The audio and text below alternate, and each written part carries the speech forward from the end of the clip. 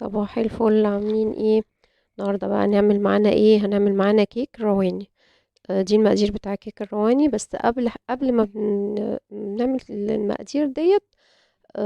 لازم نعمل الشربات بتاع الكيك. هو عبارة عن كوبايتين مية عليهم كوبايتين سكر عليهم نص ليمونة. بياخدوا غلوتين على النار وخلاص على كده.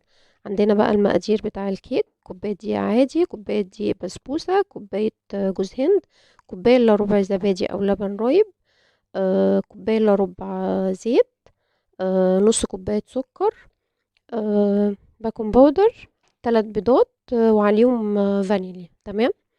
هما المفروض الصراحة 4، بس أنا ما كانش عندي غير 3، وبعدين عادي يعني اتعملت بالتلاتة وكانت جميلة جدا وما فيهاش أي مشكلة، وزي ما بتتعمل بالأربعة.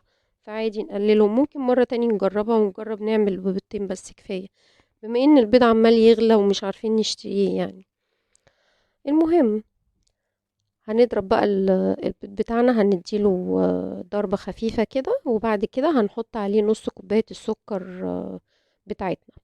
طبعا هي كده احنا حاطين نص كوباية سكر لان اصلا احنا بنسقيها بشربات، فعلشان كده احنا مقللين السكر بتاعها عن الكيك العادي. او هجيب بقى نص كوباية سكر احطها معاها، نضربها كويس جدا لحد لما تعمل فوم كده ولونها يبيض. تمام. اهو نفضل نضرب فيها بالمضرب زي ما انتوا شايفين كده كده ضربناها كويس. بعد كده بقى هنعمل ايه؟ هنجيب دي معلقة خل انا نسيت اقول لكم عليها. هنحطها عليها. تمام. بعد كده بقى هنجيب الزيت، هننزل بيه خط رفيع كده، ونقلل بقى المضرب.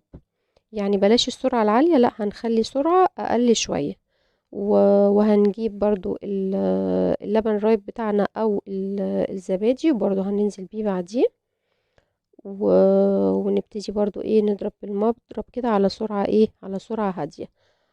هو احنا عموما بعد ما بنخلص ضرب البيض والسكر، ممكن بنستغنى عن المضرب الكهرباء خالص. وبنقلب بالسباتيولا او بالمضرب السلك. بس انا كسلت الصراحة اجيب اي حاجة فيهم، وقلت ايه اقلل السرعة وخلاص على كده. اهو بعد ما حطينا بقى اللبن والزيت، احنا حطينا المواد الجافة كلها على بعضها، اللي هي دقيق البسبوسة ودقيق العادي والجوز الهند والباكنج باودر. قلبتهم كويس جدا مع بعض، وابتدينا نحط الخليط معلقة معلقة، كل لما تختفي نحط غيرها. طبعا زي ما قلت لكم على سرعة قليلة. وخلاص على كده، مجرد المواد دي ما تخلص عندنا، دي ما بيخلص معانا خلاص، احنا كده بنبقى خلصنا الكيك بتاعنا. طبعا قبل ما بنبدأ في الكيك خالص بنبقى مشغلين الفرن على درجة حرارة 180. والشربات هو كمان لازم نكون عاملينه ويكون بارد، لان مش هينفع يبقى سخن. هو الكيك بيخرج بيبقى سخن. وبنحط عليه الشربات لازم يكون بارد. اهي زي ما انتوا شايفين كده، الصينية طبعا مدهونة، دخلتها الفرن، اخدت بالظبط تلت ساعة معايا. دي الصينية الوسطانية، وطلعت حلوة جدا، ولونها كمان حلو قوي. هو مش باين في التصوير على فكرة، ولونها كمان احلى من كده بكتير. انا سبتها تهدى كده دقيقتين 2، وبعد كده دلقت عليها الشربات. ما تفكروش ان الشربات ده كتير، لا هي هتشربه كله دلوقتي، مش هيبقى كتير عليها ولا حاجة خالص، هيبقى مظبوط جدا.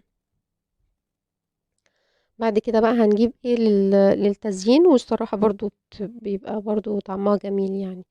هنجيب جوز هند معانا تاني، ونرش رشة كده على وش الصينية كلها. انا طبعا هعمل هقطعها معاكم وهي لسه سخنة بس علشان اوريها لكم، لكن انتوا بالنسبة لكم هيبقى براحتكم خالص.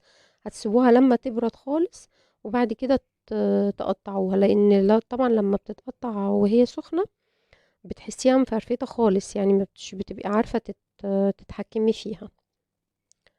او زي ما انتم شايفين كده، انا بحط جوز الهند، ده جوز الهند. هي رشة بسيطة بنحطها للتزيين بس كده، من فوق الوش. بعد كده هقطعها واوريها لكم. اولا لونها من جوه خطير جدا، ولونها فاتح وجميل جدا، وهشة جدا جدا، وطعمها بصراحة جميلة جدا. وعلى الرغم ان هي عليها شربات، بس خفيفة، طعمها خفيف، مش ما تحسهاش ان هي تقيلة خالص، لان الشربات بتاعها كمان خفيف مش تقيل. يا ريت تجربوها وتقولوا لي رأيكم فيها ايه. طبعا هي في الكاميرا هنا مش لونها مش باين، بس هي لونها احلى من كده بكتير على فكرة. طبعا انا كان لازم ادوق. باي باي.